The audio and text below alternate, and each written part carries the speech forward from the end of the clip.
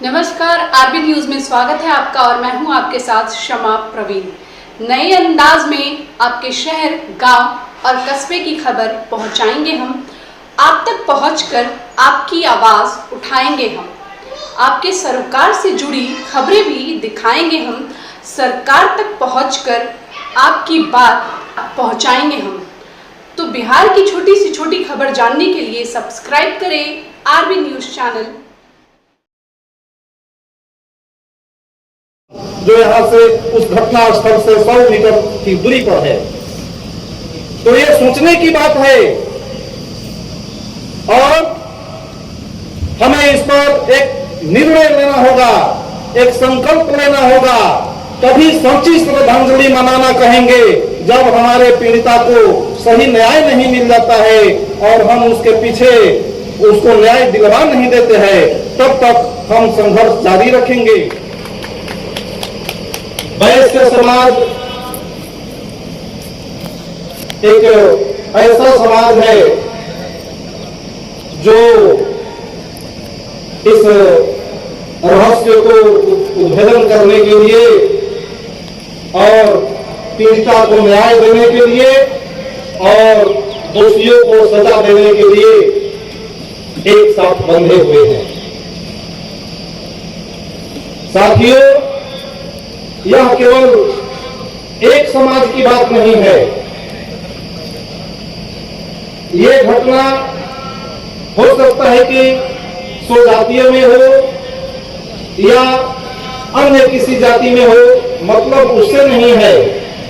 मतलब यह जघन्य अपराध है और ऐसे अपराध को सुन करके शांति नहीं बैठना चाहिए। कहा गया है कि अधिकार खोकर बैठ रहना यह महादुष्कर्म है, न्यायार्थ अपने बंधु को भी दंड देना धर्म है। मित्रों, तो ये नहीं समझना है कि वो किस समाज का है, किस जाति का है, मतलब उससे नहीं है। मतलब उससे है कि समाज में जो सामाजिक घटना किसी भी समाज के साथ हो सकता है, लेकिन आज देखा जा रहा है कि इस राज्य में सबसे ज्यादा घटना पिछड़ों अति पिछड़ों पर हो रहा है। आप देखेंगे कि 10 घटनाएं हुई है, उसमें 9 घटनाएं पिछड़े अति पिछड़ों पर हो रहा है। जरूरत है हम सभी अति पिछड़ों को एकजुट होना और एकजुट होकर लड़ाई लड़ना। साथियों, बहुत सारी बातें हो गई है, मैं सिर्फ इतना ही कहना चाहूंगा कि इस घटना को जो दोषी लोग हैं उन सभी को फांसी की सजा तक पहुंचाने के लिए हम सभी मंचासीन साथी से रिक्वेस्ट करेंगे, निवेदन करेंगे कि इसको अंतिम रूप तक लड़ाई को लड़ा जाए और उनको फांसी की सजा तक पहुंचाया जाए। और सम्मानित सांसद महोदय मनोज राम जी, कुरैशी साहब और शशि भूषण पंडित जी, इस शोक सभा में आए सभी को मैं प्रणाम करती हूँ बहुत दुख के साथ। आज मैं नालंदा से चलकर यहाँ आई हूँ और बहुत दुखी मन से मैं इस बेटी के लिए, इंसाफ के लिए कोशिश जो हमारे तरफ से भी होगी वो दो शब्द मैं बोलना चाहती हूँ कि बहुत घृणित अपराध हुआ है और बहुत दुखी मन से मैं कह रही हूँ कि आज हमारे दलित समाज, अति पिछड़ा समाज में घटनाएं तो घट रही हैं महिलाओं और बच्चियों के साथ, लेकिन हमारे समाज में कुछ ज्यादा ही हो रहा है ये। और इस पे हमें विचार करना चाहिए कि क्यों ऐसा हो रहा है। और ये जो निकम्मी सरकार है, नीतीश सरकार, जो नारा देती है हमेशा कि बेटी पढ़ाओ और बेटी बचाओ, तो इसका जवाब देगी क्या ये सरकार कि हमारी बेटियां बच ही नहीं रही है तो हमारी बेटियां पढ़ेंगी कैसे? आज जिनकी सभा, आज मैं श्रद्धांजलि सभा में जो आई है गोल्डी कुमारी की, वो गोल्डी लाइब्रेरी में पढ़ाई कर रही थी और जो लाइब्रेरी संचालक है उसके खिलाफ भी कार्रवाई नहीं हो रहा है। ये बहुत शर्म की बात है। अगर आप लोग जन आक्रोश निकाले तो मैं जरूर ये समझती हूँ कि उसके खिलाफ जरूर कार्रवाई होगी। बगल में थाना है और ये कैसा न्याय हो रहा है जो थाना प्रभारी भी एक्शन नहीं ले रहे। ये बहुत शर्म की बात है हमारे लिए।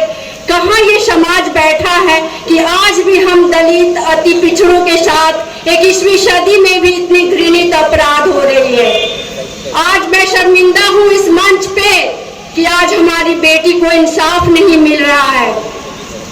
तो आप लोग इस पे सोचिए और विचारिए कि क्यों ऐसा हो रहा है हमारे समाज में।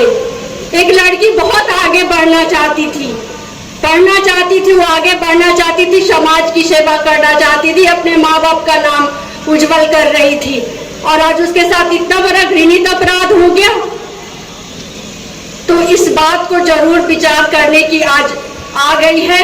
और ये जनसभा से कुछ नहीं होगा, सड़क पे उतरना होगा और जन आक्रोश लाना होगा, जन सैलाब लाना होगा, तभी कुछ हो सकता है। दोषियों की फांसी की मांग करती हूँ कि जो भी गोल्डी कुमारी के दोषी हैं, हमारी बच्ची के जो भी दोषी, उनको फांसी की सजा होनी चाहिए। सबसे बड़ी बात यह है कि आज जो सरकार बिहार के अंदर चल रही है, इस सरकार ने सुशासन का नाम दिया है अपने आप को, लेकिन यह घटना ये हसन बाजार में अब पहली घटना नहीं है।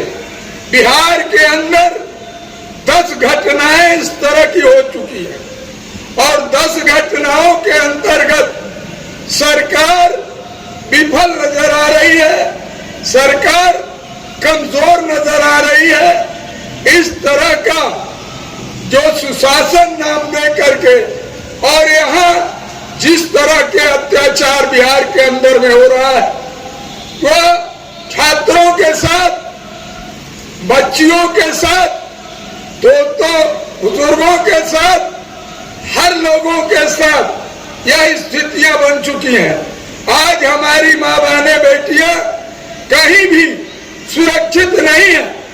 यह अगर स्कूल जाती है तब भी अनेकों प्रकार की घटनाएं इनके साथ हो रही है।